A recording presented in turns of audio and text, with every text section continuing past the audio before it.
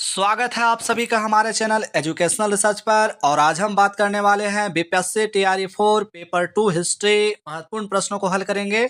और यहां से आप लोग का प्रश्न पूछे जाएंगे, तो जितना ज़्यादा हो सके वीडियो को लाइक सब्सक्राइब शेयर कर दे, क्योंकि यह वीडियो आप लोग के लिए काफ़ी मददगार साबित होने वाला है। तो सबसे पहले हम चलते हैं, हड़प्पा सभ्यता का पहला प्रश्न है हमारा कि हड़प्पा सभ्यता का सर्वाधिक मान्यता प्राप्त काल है। इस प्रश्न का सही आंसर किसके साथ चला जाएगा? ऑप्शन नंबर बी के साथ चला जाएगा। 2500 ईसा पूर्व से 1750 ईसा पूर्व। हड़प्पा सभ्यता का सर्वाधिक मान्यता काल हमारा 2500 ईसा पूर्व से 1750 ईसा पूर्व। लोग को बता दें कि हड़प्पा सभ्यता को सिंधु घाटी सभ्यता भी कहा जाता है और ये सिंधु नदी के किनारे विकसित हुआ था। तो इस प्रश्न का ऑप्शन नंबर बी के साथ चला जाएगा।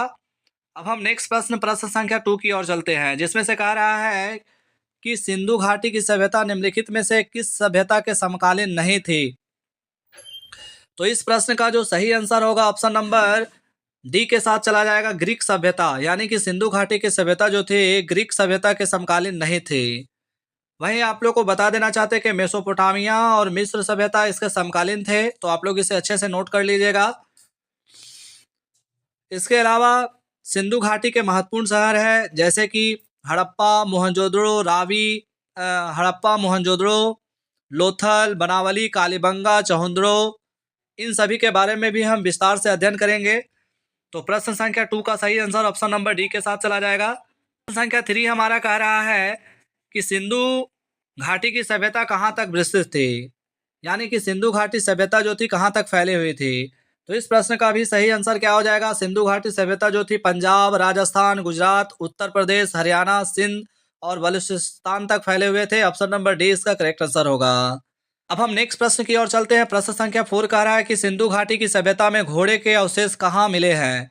वैसे तो वहाँ के लोग घोड़े को नहीं पालते थे, लेकिन कुछ ऐसे स्थान है जहाँ पे घोड़े का अवशेष पाए गए हैं। तो इस प्रश्न का सही आंसर जो होगा ऑप्शन नंबर ए के साथ चला जाएगा। सिंधु घाटी सभ्यता में घोड़े का जो साक्ष्य है यानी अवशेष है वो सुरकोद्दा से मिला था। ऑप्शन नंबर ए इसका करेक्ट आंसर होगा। वहीं लोथल जो है बंदरगाह के लिए प्रसिद्ध है। कालीबंगा का अर्थ होता है काले रंग की चूड़ियां। और आप लोग हमें कमेंट में जरूर लिखें कि कालीबंगा से क्या प्राप्त हुआ था। प्रश्न संख्या 5 कह रहा है कि सिंधु घाटी स्थल कालीबंगा किस प्रदेश में है? प्रश्न काफी अच्छा है और इस प्रश्न का आंसर भी काफी अच्छा है। तो सिंधु घाटी सभ्यता का जो कालीबंगा है वो राजस्थान में स्थित है। ऑप्शन नंबर ए इसका करेक्ट आंसर होगा। वहीं गुजरात में स्थित क्या है? तो लोथल है। आप लोग इसे नोट कर लीजिएगा। लोथल जो एकमात्र बंदरगाह के रूप में जाना जाता है। तो ऑप्शन नंबर ए जो इसका है वो करेक्ट आंसर होगा। अब हम प्रश्न संख्या 6 की ओर चलते हैं। प्रश्न संख्या 6 कह रहा है कि निम्नलिखित में से किस पदार्थ का उपयोग हड़प्पा काल की मुद्राओं के निर्माण में मुख्य रूप से किया गया था? तो बच्चों, हड़प्पा सभ्यता के मुद्राओं में जो प्रयोग किया गया था वो सेलखड़ी का प्रयोग किया गया था, जो कि ऑप्शन नंबर ए में दिया गया है। तो ये हमारा करेक्ट आंसर होगा। प्रश्न संख्या 7 कह रहा है कि हड़प्पा सभ्यता किस युग की थी? तो बच्चों, हड़प्पा सभ्यता जो थी वो कांस्य युग की सभ्यता थी। ऑप्शन नंबर ए के साथ चला जाएगा। और हड़प्पा वासी जो थे तांबा और टीन मिलाकर कांसा बनाने की विधि जानते थे और जिससे एक नगरीय सभ्यता विकसित कर ली। तो हड़प्पा सभ्यता थी एक नगरीय सभ्यता थी। अब हम नेक्स्ट प्रश्न की ओर चलते हैं। प्रश्न संख्या 8 क्या कह रहा है कि सिंधु घाटी सभ्यता के लोग मुख्य व्यवसाय क्या था? तो सिंधु घाटी सभ्यता के मुख्य व्यवसाय क्या था? तो बच्चों, आप लोग को बता देना चाहते हैं कि उनका जो मुख्य व्यवसाय था वो था व्यापार। यानी कि उनका मुख्य व्यवसाय व्यापार था। ऑप्शन नंबर ए के साथ चला जाएगा। ये हमारा करेक्ट आंसर होगा। इसके अलावा सिंधु घाटी के लोग पशुपालन में गाय, भैंस, बैल वगैरह सब पालते थे। वहीं शिकारी भी करते थे और कृषि भी करते थे। तो ऑप्शन नंबर ए इसका करेक्ट आंसर हो जाएगा। अब हम प्रश्न संख्या 9 की ओर चलते हैं। 9 नंबर प्रश्न हमारा कह रहा है कि हड़प्पा सभ्यता के निवासी थे। तो अभी हमने ऊपर बताया कि शहरी थे, यानी कि हड़प्पा सभ्यता जो थे वो शहरी सभ्यता थे। ऑप्शन नंबर बी इसका करेक्ट आंसर होगा। प्रश्न संख्या 10 कह रहा है कि सिंधु सभ्यता के घर किससे बनाए जाते थे? काफी अच्छा प्रश्न है और टीआरई 3 में यह प्रश्न पूछे गए हैं। तो इस प्रश्न का जो सही आंसर होगा वो ऑप्शन नंबर जो है इसका ए के साथ चला जाएगा, ईंटों से। यानी कि सिंधु वासी जो थे अपना घर ईंटों से बनाते थे। इसके अलावा सिंधु सभ्यता के जो घर थे 1 मंजिला और 2 मंजिला थे। घरों में स्नानागार का उत्तम प्रबंध था और स्नानागार से नालियां जो थी घर की नालियां सड़कों की नालियां से मिली हुई थी। अब हमारा अगला प्रश्न है।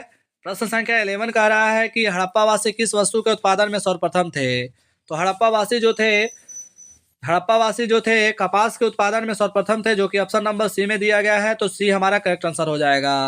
वहीं आप लोग को बता दें कि हड़प्पावासी को किस वस्तु का ज्ञात नहीं था, तो लोहे के ज्ञात नहीं था। ये आप लोग इसको नोट कर लीजिएगा।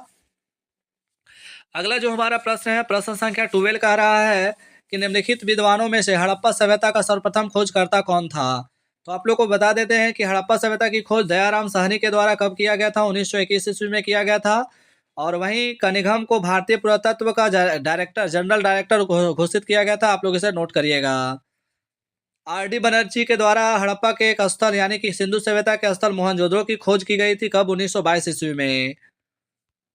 अब हम प्रश्न संख्या 13 की ओर चलते हैं। प्रश्न संख्या 13 कह रहा है कि सिंधु सभ्यता का पतन नगर यानी कि बंदरगाह कौन सा था। तो ऊपर ही हमने जिक्र किया है कि लोथल बंदरगाह था।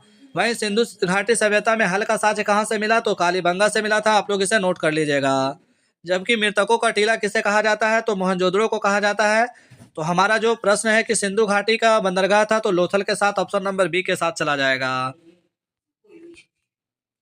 प्रश्न संख्या 14 कह रहा है कि पैमानों की खोज ने यह सिद्ध कर दिया कि सिंधु घाटी सभ्यता के लोग माप और तौल से परिचित थे।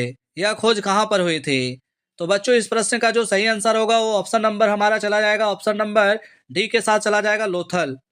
यानी कि सिंधु घाटी सभ्यता के लोग ने यह सिद्ध कर दिया था कि माप और तौल से परिचित थे। तो यह स्थान कहाँ पे खोजा गया था, लोथल में, जो कि ऑप्शन नंबर डी में दिया गया है। तो डी हमारा करेक्ट आंसर होगा। अब हम प्रश्न संख्या 15 की ओर चलते हैं। प्रश्न संख्या 15 कह रहा है कि हड़प्पा कालीन समाज किन वर्गों में विभक्त था। काफी अच्छा प्रश्न है। और टीआरई 3, टीआरई 1, टीआरई 2 इन सभी में भी इनसे प्रश्न पूछे गए हैं। तो इस प्रश्न का जो सही आंसर होगा ऑप्शन नंबर बी के साथ चला जाएगा। हड़प्पा कालीन जो समाज था वो विद्वान, योद्धा, व्यापारी और श्रमिक में बटे हुए थे, यानी कि विभक्त थे। वहीं नेक्स्ट प्रश्न कह रहा है, प्रश्न संख्या 16 कह रहा है कि सिंधु घाटी सभ्यता का सर्वाधिक उपयुक्त नाम क्या है। तो सिंधु घाटी सभ्यता का सबसे उपयुक्त नाम हमारा क्या हो जाएगा, 16 का जो सही आंसर होगा ऑप्शन नंबर ए के साथ चला जाएगा, हड़प्पा सभ्यता। क्योंकि सिंधु सभ्यता में सबसे पहले खुदाई हड़प्पा सभ्यता की गई थी, इसीलिए इसका नाम हड़प्पा सभ्यता रखा गया। नेक्स्ट प्रश्न संख्या 17 की ओर चलते कह रहा है, निम्नलिखित में से कौन से लक्षण सभ्यता के लोगों का सही चित्रण करता है। पहला, उनके विशाल महल और मंदिर होते थे। दूसरा कह रहा है वे देवियों और देवताओं दोनों की पूजा करते थे। तीसरा कह रहा है वे युद्ध में घोड़े द्वारा खींचे जाने वाले रथों का प्रयोग करते थे। नीचे दिए गए कूट में सही आंसर का चयन करना है। तो इस प्रश्न का जो हमारा सही आंसर होगा ऑप्शन नंबर जो हमारा है 2 के साथ चला जाएगा, यानी कि ए के साथ चला जाएगा। जो 2 ऑप्शन कह रहा है कि वे देवी देवताओं की पूजा करते थे, ये सही है। बाकी बात 1 भी गलत है और हमारा 3 भी गलत है। क्योंकि उस समय में बैलगाड़ी का प्रयोग किया जाता था व्यापार के लिए, और एक स्थान से दूसरे स्थान जाने के लिए भी बैलगाड़ी का विशेष महत्व था। रथ का तो उस समय जिक्र ही नहीं किया गया था। अब हम प्रश्न संख्या 18 की ओर चलते हैं। प्रश्न संख्या 18 कह रहा है कि हड़प्पा सभ्यता की खोज किस वर्ष में हुई थी। तो हड़प्पा सभ्यता की खोज जो हुई थी 1921 ईस्वी में हुई थी और दयाराम साहनी के द्वारा किया गया था।